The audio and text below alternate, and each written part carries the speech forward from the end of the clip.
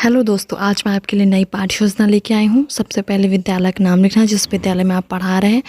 विषय अर्थशास्त्र है और विषय कृषि अर्थशास्त्र, कक्षा 11वीं, समय 40 मिनट, कालखंड जिस पीरियड में आप पढ़ा रहे हैं, दिनांक जिस दिन आप पाठ्य योजना तैयार कर रहे हैं। आज का हमारा प्रकरण है कृषि अर्थशास्त्र। सबसे पहले यहाँ सामान्य उद्देश्य के बारे में क्रमशः बताया हुआ है।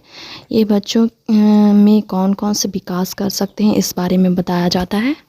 इसके बाद हमारा विशिष्ट उद्देश्य आता है। इसमें पहला ज्ञानात्मक होता है, दूसरा बोधात्मक, तीसरा कौशलात्मक, चौथा है विश्लेषणात्मक। फिर शिक्षण सहायक सामग्री का उपयोग किया गया है, चॉक, डस्टर, श्याम पट प्रकार, चार्ट पेपर इत्यादि। फिर इसके बाद शिक्षण विधि है, व्याख्या विधि, प्रश्नोत्तर प्रविधि, उदाहरण विधि, आप अन्य विधि का उपयोग कर सकते हैं। इसके बाद पूर्व ज्ञान, फिर प्रस्तावना तैयार की हुई है। ये बच्चों से प्रकरण निकलवाने के लिए बनाया जाता है। सबसे पहले यहाँ क्रमांक है, अध्यापिका कथन, छात्र छात्र क्रिया और उद्देश्य कथन। फिर इसके बाद हमारा प्रस्तुतिकरण आता है। प्रथम अनुवृत्ति का मतलब जिस दिन आप पाठ की शुरुआत करने वाले हैं। फिर इसके बाद इसमें 6 कॉलम होते हैं। पहला है क्रमांक है, शिक्षण बिंदु, अध्यापक कथन, छात्र छात्र क्रिया, प्रयुक्त विधि, श्यामपट्ट प्रकार। कृषि का अर्थ बताया हुआ है, व्याख्या विधि का उपयोग किया गया है।